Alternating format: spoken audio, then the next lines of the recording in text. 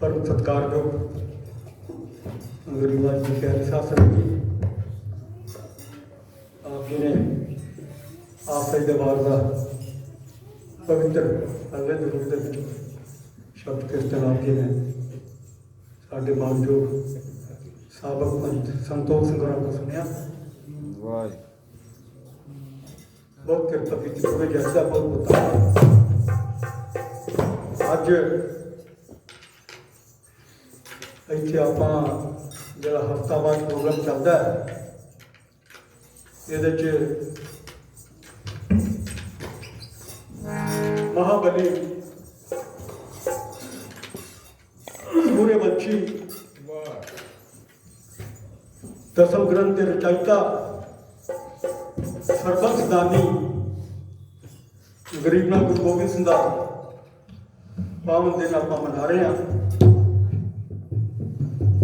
अज का जो मेला है ये संता सतपाल सिंह वलों जथेदार सेवा सिंह जी सुंदर फुलवाड़ी के फुल ने सतपाल सिंह जसपाल सिंह सरनपाल सिंह राजा जी बहुत सुंदर परिवार जथेदार जी की याद के प्रोग्राम अज मना रहे हैं।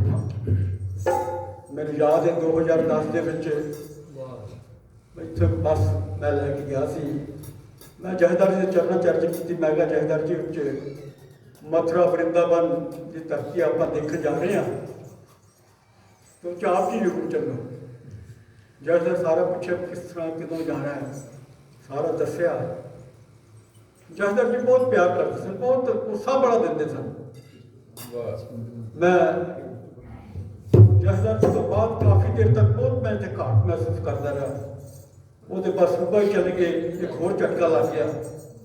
जथेदार जो होंगे इतने इस तरह एक आसरा जहा होंगे जिस तरह पिता जी के समान कोई हस्ती से बैठी है।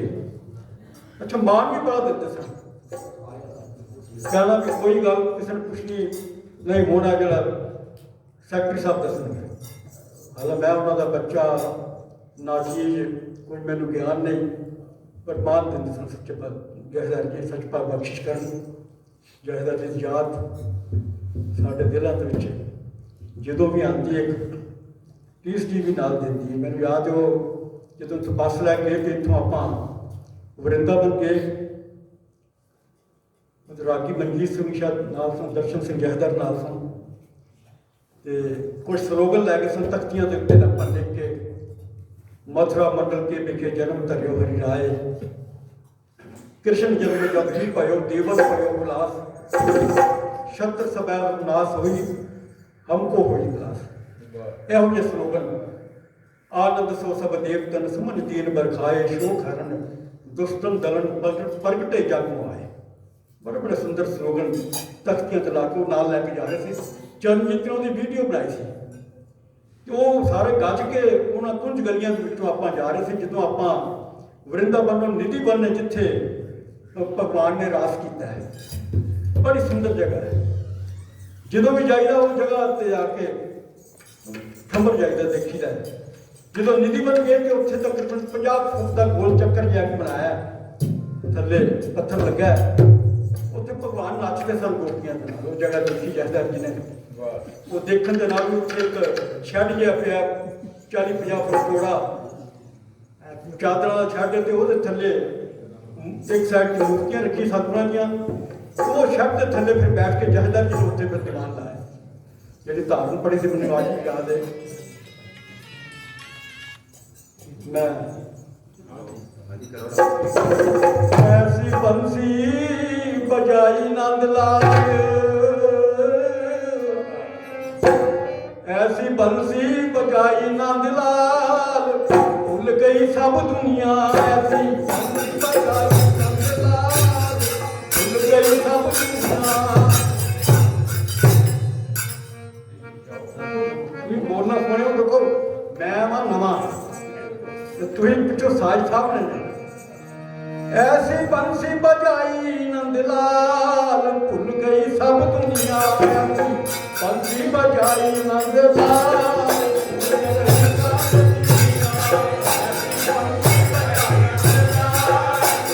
गई सब दुनिया।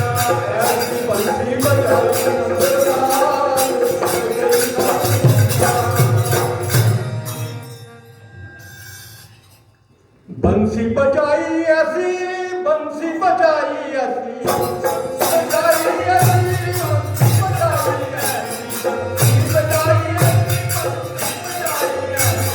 बंसी बजाई ऐसी, बंसी बजाई ऐसी, बजाई ऐसी, बंसी बजाई नंदलाल गई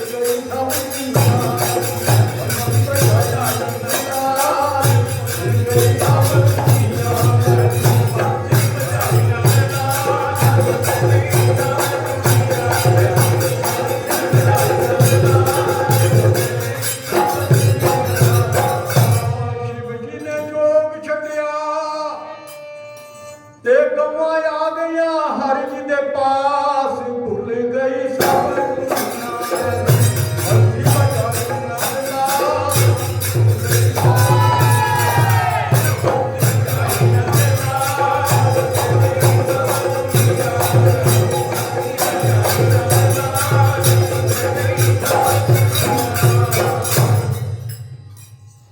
ਉਹ ਰਾਸ ਮੰਡਲ ਜਿੱਥੇ ਸਤਿਗੁਰੂ ਜੀ ਗੋਪੀਆਂ ਦੇ ਨਾਲ ਰਾਸ ਕਰਦੇ ਸਨ। ਰਾਤ ਨੂੰ ਚੰਦਰਮਾ ਦੀ ਚਾਂਦਨੀ ਦੇ ਵਿੱਚੋਂ ਰਾਸ ਕਰਦਾ ਸੀ। ਮੰਡਲ ਰਾਸ ਬਚਿੱਤਰ ਮਹਾਸਮ, ਉਹ ਰਾਸ ਮੰਡਲ ਬਚਿੱਤਰ ਹੈ।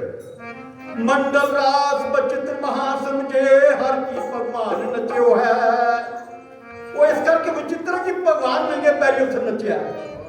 मंडल रास बचित महासम है हर की भगवान नचो है।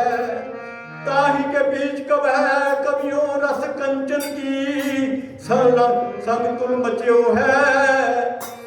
तासी बनाई बेको ब्रह्मा ना बनी, तासी बनाई बेको ब्रह्मा ना बनी करके जुग कोट पचो है। ब्रह्मा जी ने वो ये रास मंडल बनाने वास्ते कई युग कोट जोर लाया पर ब्रह्मा जी को रास मंडल नहीं बनया।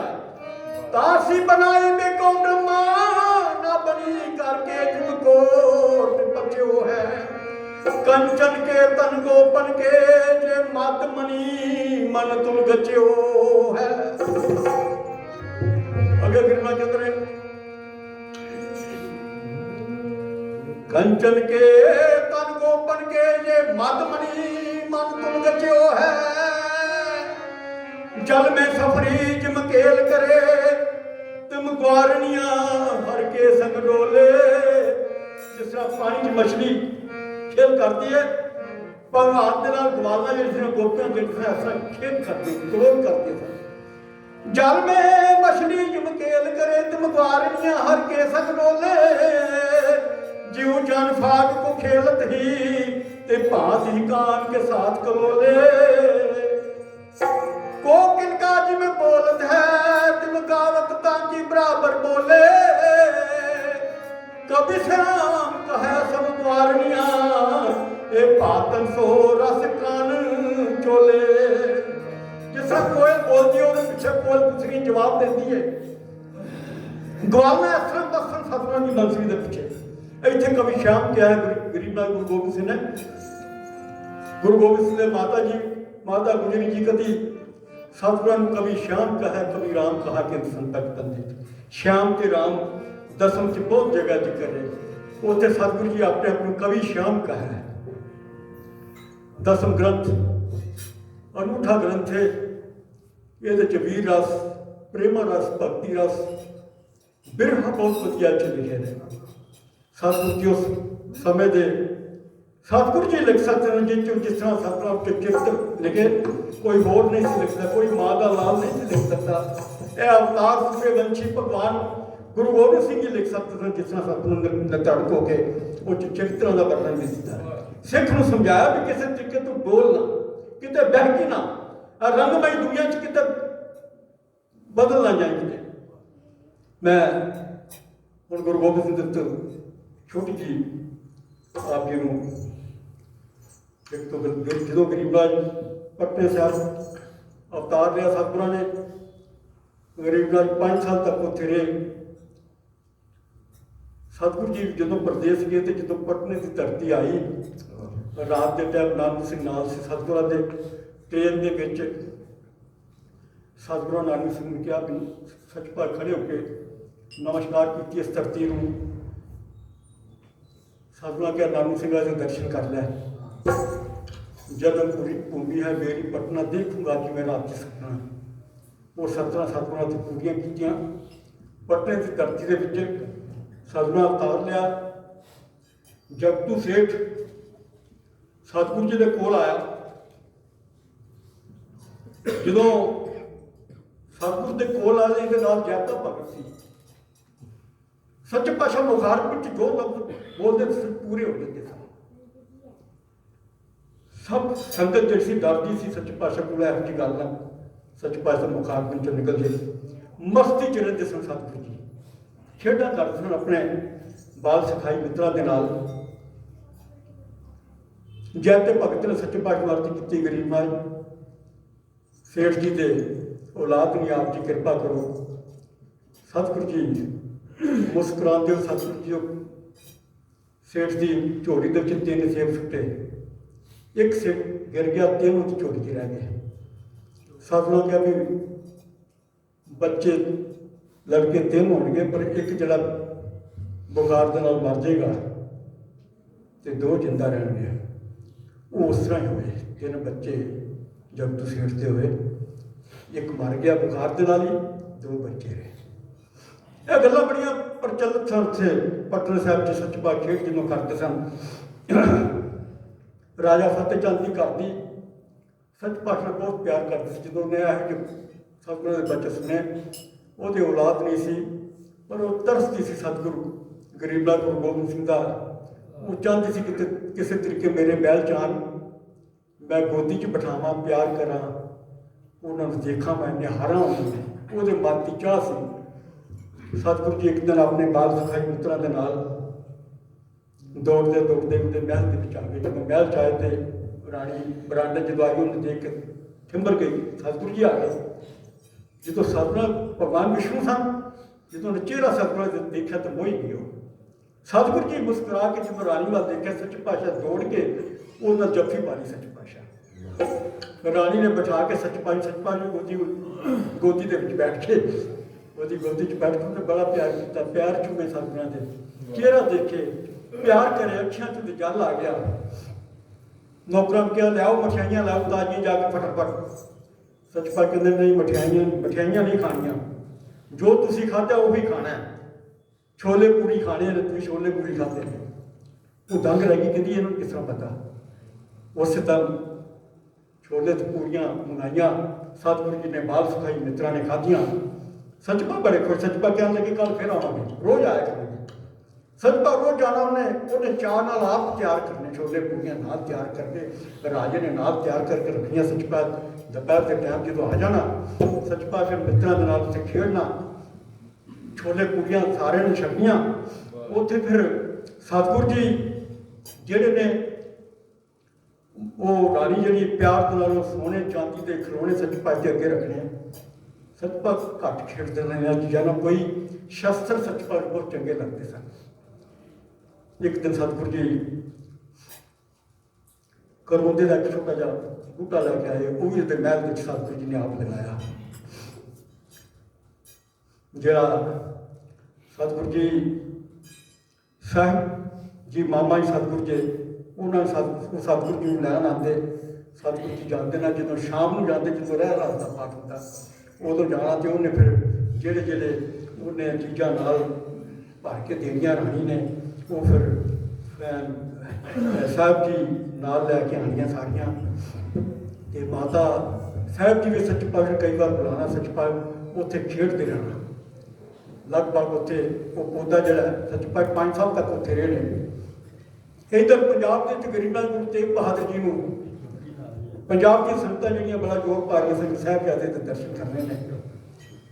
सतगुरु जी ने काफ़ी दिन के बाद फिर हुक्म किया उत्थे भी माता जी भी साहिबजादे लैके इत्थे आ जाओ।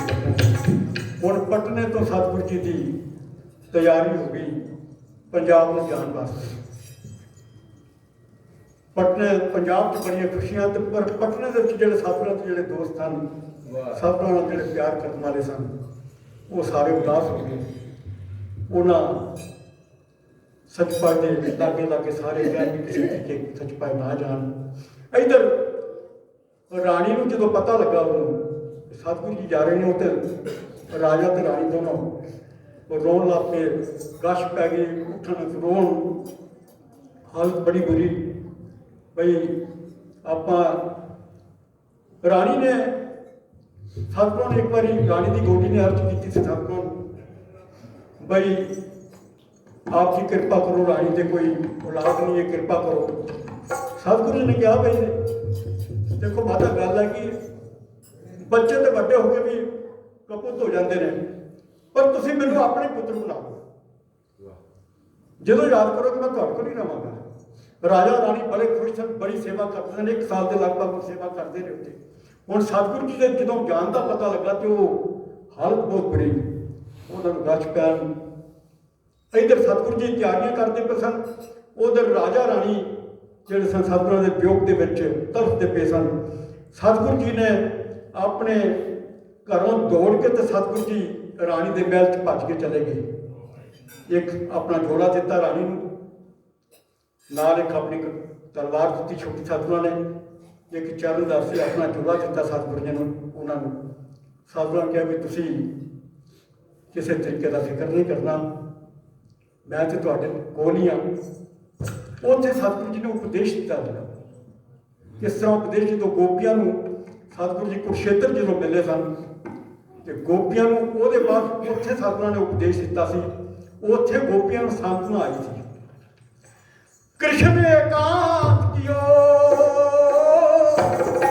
कृष्ण ने एकांत किया सारिआं नूं उस कुरुक्षेत्र के कुंभ दे विच। कृष्ण एकांत कियो तभी सुन कहो बात सिख ले हो, मिल मिश्रण दूं ये जग में मिथ्या तानियस ने। भगवान ने सारा ताके तो गोपियां की गलबात देखी, पीले रंग सन गोपियां के, तरसदियां पियां सन सतगुरां नूं। लाल रंग की साड़ी उस टाइम राधा ने पाई सी, सतगुरां हटा के तो उन्होंने कहा भी मिल मिश्रण दूं ये जग में मिथ्या तानियस ने। उत्थे ज्ञान दिता भी मिलना मिश्रना जिहड़ा तुसीं मेरे विच ध्यान रखो, मैं तुहाडे नाल हां। ऐसे ही सतगुरु जी ने फतेह चंद ते राणी नूं जो उपदेश दिता, ਉਹਦੇ बाद कहते हैं फतेह चंद सतगुरु जी ਉਹਦੇ बाद जो इधर पंजाब में तुर पे, मैं 2 मिनट रोक लेने ने। सतगुरु जी जो देख के करतार ते चीज़ां देख के सतगुरु जी तुर पे, तो उधरों फतेह चंद ने कहते हैं सारी जिंदगी ਉਹਦੇ बाद फिर वो जो मैनी संगत का गुरुद्वारा बन गया, जिथे सतगुरु जी राणी की गोद च जिथे बिठाती सी राणी सतगुरां नूं, उस जगह तो उन्होंने गुरुद्वारा बना के उत्थे फिर अज तक उत्थे प्रसाद पूड़ियां छोले का ही लंगर चलता। उत्थे मैं अखीर सतगुरु जी जान लगे ने सतगुरां दे बाल सिखाई जिहड़े पिता वो सच्चे पातशाह नूं वो तरसदे पे ने किसी तरीके सतगुरु जी ना जान। जिस तरह भगवान कृष्ण जो वृंदावन छड़ के गए सन, जिस तरह सतगुरु राम सिंह जी श्री भैणी साहब की धरती तो गए सन।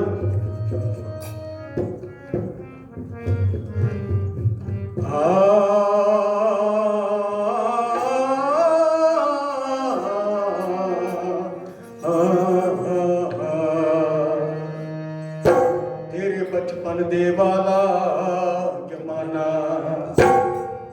याद आउंदा है, बचपन दे वाला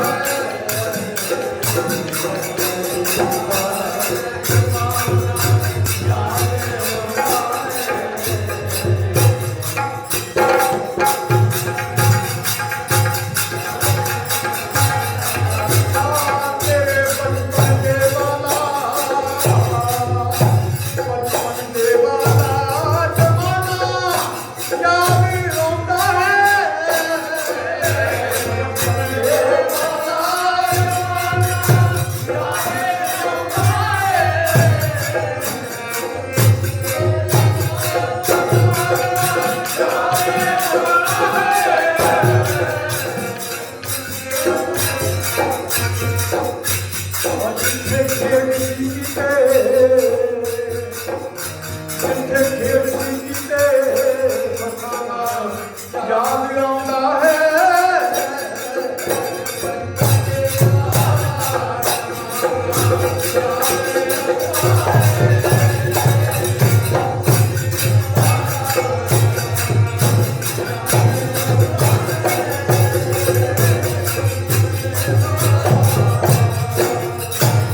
ਵੇ ਤੂੰ ਕਿਹੜੀ ਗੱਲਾਂ ਤੁਰ ਚੱਲਿਆ ਵੇ ਤੂੰ ਦੱਸ ਜਾ ਸਾਡਾ ਹਾਣੀਆਂ ਤੂੰ ਕੋਈ ਤਾਂ ਕਸੂਰ ਦੱਸ ਜਾ। ਵੇ ਤੂੰ ਕਿਹੜੀ ਗੱਲੋਂ ਤੁਰ ਚੱਲਿਆ ਵੇ ਦੂਰ ਦੱਸ ਜਾ ਸਾਡਾ ਹਾਣੀਆਂ ਤੂੰ ਕੋਈ ਤਾਂ ਕਸੂਰ ਦੱਸ ਜਾ।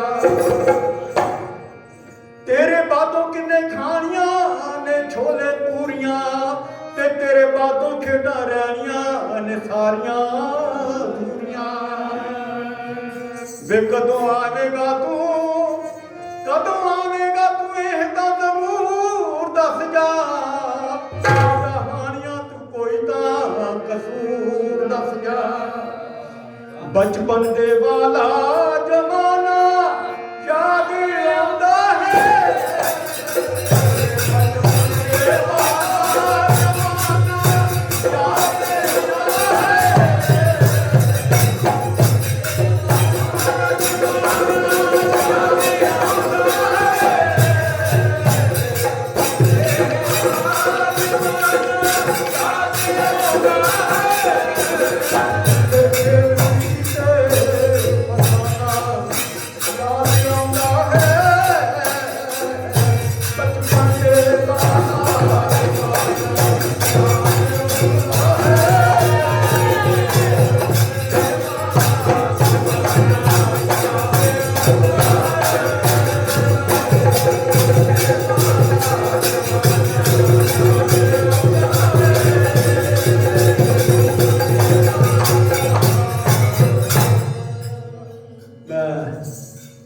ਨੌਜਵਾਨ ਨਿਸ਼ਾਨ ਸਿੰਘ ਦਾ ਮੈਂ ਥੋੜਾ ਜਿਹਾ ਟਾਈਮ ਚੋਰੀ ਕੀਤਾ, ਮਾਫੀ ਚਾਹਾਂਗਾ। ਮੇਰੀ ਆਦਤ ਮੈਂ ਸਮੇਂ ਨਾਲ ਤੁਰਨਾ ਸਾਰੀ ਸੰਗਤ ਦਾ ਆਪ ਜੀ ਦਾ ਸਾਰਿਆਂ ਦਾ ਬਹੁਤ ਬਹੁਤ ਧੰਨਵਾਦ। ਔਰ ਮੈਂ ਜਹਦਾ ਨਿਸ਼ਾਨ ਸਿੰਘ ਨੂੰ ਮੈਂ ਬੇਨਤੀ ਕਰਾਂ ਉਹ ਕਿਰਪਾ ਕਰੀਏ ਨੌਜਵਾਨ ਜਹਦਾ ਨਿਸ਼ਾਨ ਸਿੰਘ